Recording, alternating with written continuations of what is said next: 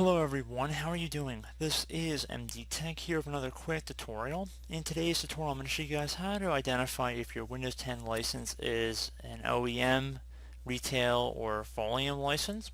So this should hopefully be a pretty straightforward tutorial, and without further ado, let's jump right into it. So you're going to go ahead and start by opening up the Start menu. Just left click on the Start button one time to achieve that. And you want to go ahead and type in CMD. Again, into the Start menu search.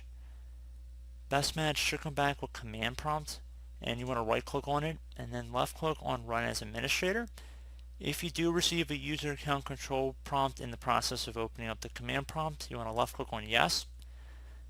Now I'm going to have a command pasted in the description of the video. You're welcome to copy it and then paste it into the command prompt by just right clicking on top of the command prompt window, left click on edit, and then left click on paste. You could also type it into it. It's just slmgr /DLI. Once you type that in, it will take a moment here. So the DLI parameter should display the license information. Just gonna have to wait a minute for it to actually open up the window here. The description near the second line here, the description line, should say if it's a retail channel, OEM, or a volume channel right in it. So pretty straightforward there, guys. I was able to help you out and identify what kind of key you guys had. And I do look forward to catching you all in the next tutorial. Goodbye.